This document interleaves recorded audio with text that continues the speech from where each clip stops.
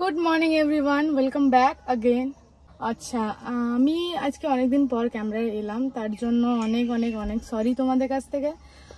যেমনটা তোমরা জানো যে বাপির শরীর ঠিক নেই, খারাপ আছে, তো এই নানান ব্যস্ততার মধ্যে আমি ক্যামেরা ধরতেই ভুলে যাচ্ছি লিটারালি।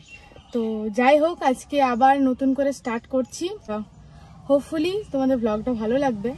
আর এখন যাচ্ছি দুর্গাপুর সিটি সেন্টার। তো চলো, গাড়ি যেহেতু আমি ড্রাইভ করব, তো আমি গাড়ি চালাতে কতটা ভিডিও করব না করবো জানি না, বাট বাকিটা ওখানে। কেন যাচ্ছি? বাপির আজকে চেক আপ আছে হেলথ সেন্টার, তো চলো যাওয়া যাক। আমি পুরো ঘেমে টেমে একাকার আমার অবস্থা আমি জানি। আর যেহেতু আমি কোনো মেকআপ লিপস্টিক কিচ্ছু লাগাই না, নর্মাল মানুষ, নর্মাল থাকতে খুব ভালোবাসি আমি। লাগাই না একবারে সেটা না, লাগাই, বাট আমার যতটা সিম্পল থাকা যায় আর কি, আমি সিম্পল থাকতে খুব পছন্দ করি। তো না বক বক করে চলো যাই, ওদেরকে ওখানে রিসিভ করতে হবে। গাড়িটা আমি এখানে রেখেছি, গাড়িটা বের করা এখন চাপের। পেছন দিকটার যা অবস্থা, এদিকে গাছ, ওখানে বালি রাখা আছে। Let's go.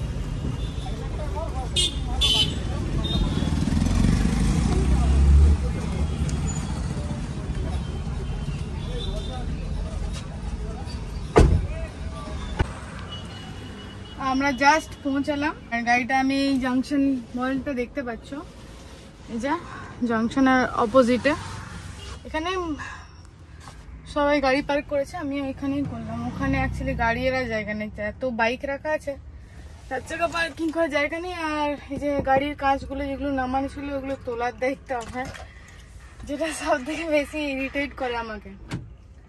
তো চলো, রেজিস্ট্রেশন সমস্ত ফর্মালিটি করে দেখি কতক্ষণে গাড়িটা কতক্ষণে ডাক্তার দেখানো হয়, দেখা যায় কতক্ষণের মধ্যে ডাক্তার দেখাতে পারি। কারণ ডাক্তার দেখানোর পর আবার গাড়িটার গ্যারেজও নিয়ে যেতে হবে। ইদানিং গাড়িটা এতটাই ডিস্টার্ব করছে, কখনো ওয়াইপার খারাপ হয়ে যাচ্ছে, কখনো স্টার্টিং প্রবলেম হয়ে যাচ্ছে। সত্যি ডাটসন রেডি করে এই মডেলটা নিয়ে না অনেক, মানে আমরা যত থেকে কিনেছি বেশ ডিস্টার্ব করছে। কিন্তু চলো, এই যে চলে এসেছি হসপিটাল।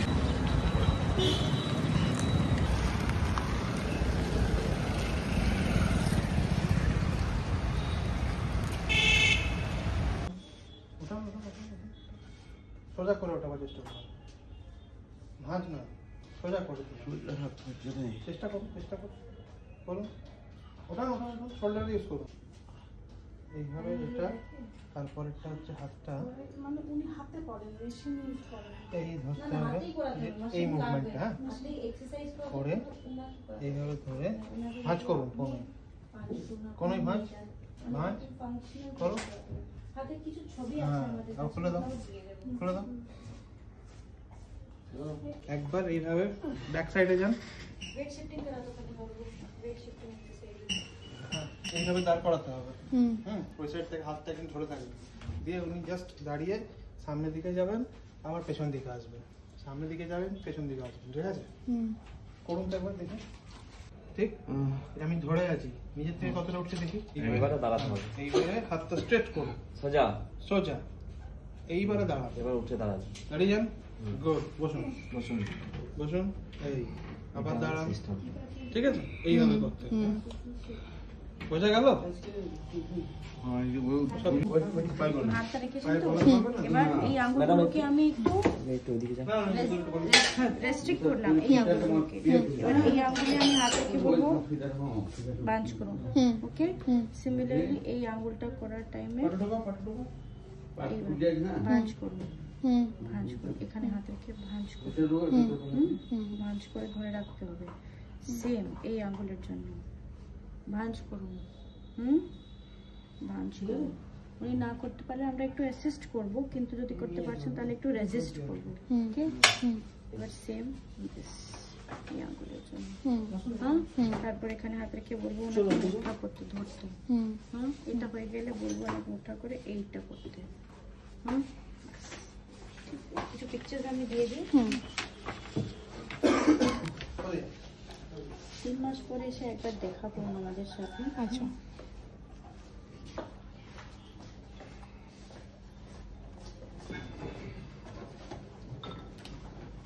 আর একটা জিনিস হয় মিরর থেরাপি।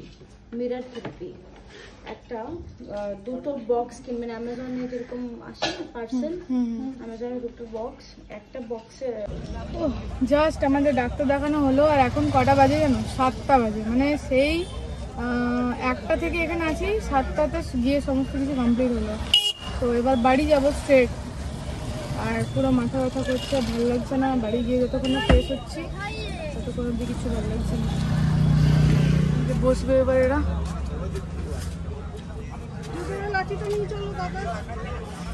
চলো বাড়ি গিয়ে কথা হচ্ছে তাহলে।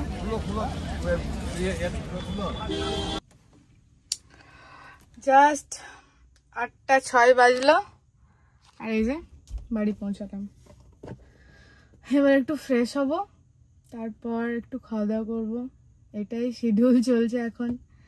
তার জন্য আমি সেরকম কোনো ভিডিও দিতে পারছি না। বাট এমনটা নয় যে আমি ভিডিও দিতে চাই না, বাট জানি না কেন আমার সাথে এরকম হয়।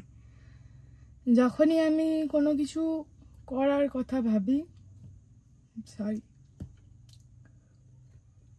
সরি যখনই জানো তো কিছু করার কথা ভাবি, তখনই কিছু না কিছু একটা মানে সামনে মানে বাধার সৃষ্টি হয় আমার জীবনে। তো এই জিনিসটা তো আমাকে ওভারকাম করতে হবে। কেন? আমার একটা ছেলে আছে,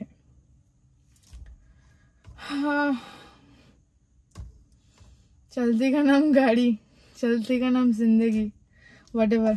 চলো যাওয়া যাক। শুয়ে পড়বো। সেই সকাল 5টার সময় উঠেছি, তারপর থেকে একদম টানা চলছে, একটুও রেস্ট পাইনি। বাড়ি এসে আর খেতেও ইচ্ছা করছে না। দেখি কিছু প্ল্যানিং তো করতে হবে, কেন জীবনে এভাবে চলতে পারে না। কিছু একটা ভাবতে হবে, ভালো কিছু একটা ভাবতে হবে। আর সব থেকে বড় কথা, আমরা ভাবার কেউ না। যিনি ভেবে রেখেছেন তিনি ভেবে অলরেডি সমস্ত কিছু করে রেখে দিয়েছেন। এবার জানি না আগে আরো কি আছে, এটাই। চলো।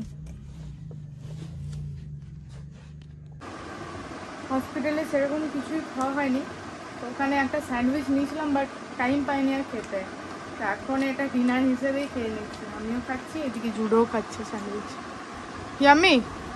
পেন্টিংয়ের কাজ হয়েছে আর সিমেন্টেরও কাজ হয়েছে, এইসবের মধ্যে দিয়েই যাচ্ছি আর কি।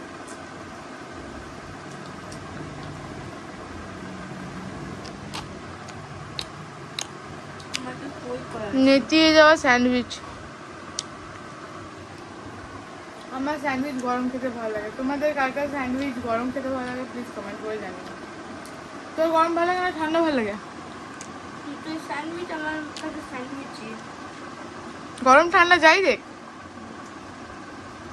আমি খাচ্ছি পনির স্যান্ডউইচ টুকরো টুকরো করে, বাট মিষ্টি মিষ্টি ভালো লাগছে।